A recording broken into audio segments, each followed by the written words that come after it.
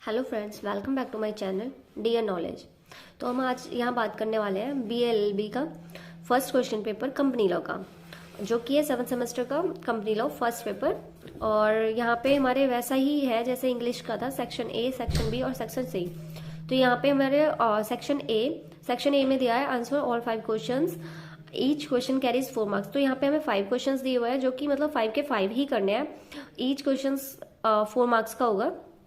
और यहाँ पे हमारा ये जो मतलब मिनिमम जो वर्ड्स है वो 75 वर्ड्स में लिखना है। तो यहाँ पे फर्स्ट क्वेश्चन यहाँ पे दिया हुआ है हमें, distinguish between share and debentures. तो हमें यहाँ पे मतलब इन दोनों के बारे में डिस्टिंग्विश करना है, शेयर और कैपिटल। तो शेयर क्या होता है? शेयर हमारे कंपनी के मतलब कंपनी के अपनी कैपिटल होती है, और डिबेंचर्स होते हैं कंपनी की खरीदी हुई कैपिटल। तो उसके बाद यहाँ पे ये डिफाइन कर दिया।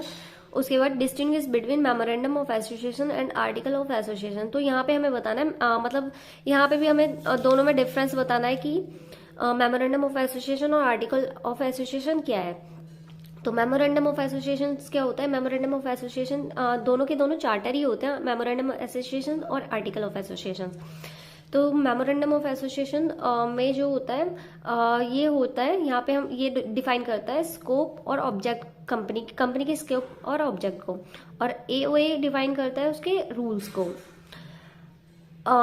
MOA जो होता है वो सबऑर्डिनेट होता है गवर्नमेंट एक्ट का, और आर्टिकल ऑफ एसोसिएशन जो होता है वो सबऑर्डिनेट होता है MOA का। तो यहाँ पे इतना हो जाएगा, इतना काफी है। तो उसके बाद आता है question number 3, explain briefly the concept of 1 person company. 1 person company को डिफाइन करना है। तो 1 पर्सन कंपनी क्या होता है? 1 पर्सन कंपनी होता है जहां पे किसी कंपनी का ओनली 1 ही मेंबर हो और कोई वहां पे वर्क ना करता हो, तो यही होता है 1 person company. What do you understand by the term declaration of solvency? Declaration of solvency क्या होता है कि मतलब डिक्लेरेशन ऑफ सॉल्वेंसी जितने भी मतलब कंपनी के डायरेक्टर्स होंगे, मेजोरिटी ऑफ डायरेक्टर्स होंगे, तो वो मतलब डिक्लेयर करेंगे कि company is solvent. Why certificate, question number 5, why is certificate of incorporation considered important? Incorporation certificate of incorporation important क्यों है?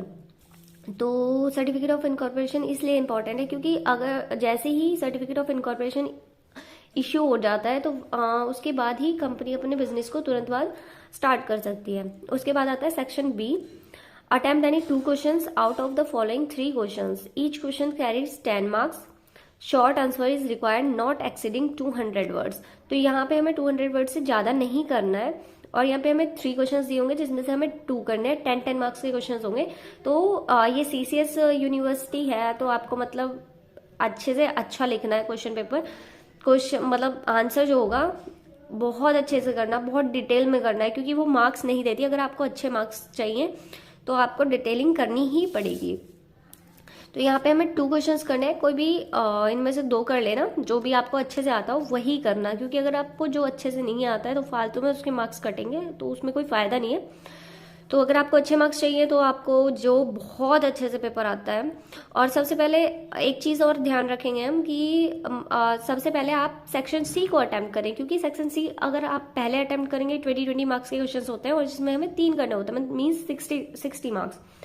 तो अगर आप ये पहले करेंगे तो आपका जो पीछे का होगा, अगर टाइम कम रह गया तो सेक्शन ए अगर छूटेगा तो 4 मार्क्स का, ओनली 4 मार्क्स का, 8 मार्क्स का। लेकिन अगर हमारा 20 सेक्शन सी छूटेगा तो सीधा एक क्वेश्चन 20 मार्क्स का होगा। और हम क्या करते हैं कि हम सेक्शन ए और सेक्शन बी में बहुत ज़्यादा टाइम दे देते हैं, तो इसलिए हमारा जो टाइम बचता है वो वहाँ पे नहीं हो पाता। मतलब जो टाइम बहुत कम बचता है जिसको हम अटेम्प्ट नहीं कर पाते हैं, जो 20 मार्क्स के क्वेश्चन लास्ट में छूट जाता है।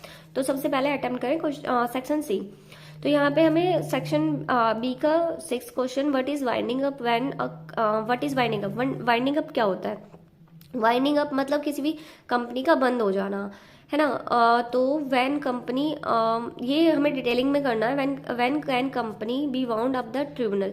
और जो कंपनी है कब ट्रिब्यूनल और कोर्ट के थ्रू वाइंड होती है।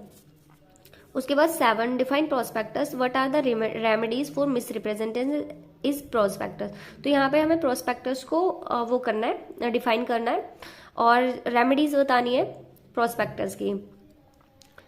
और उसके बाद है question number 8, explain the provisions regard the transfer of shares. यहाँ पे हमें प्रोविजंस बतानी है रिगार्डिंग ट्रांसफर ऑफ शेयर्स के।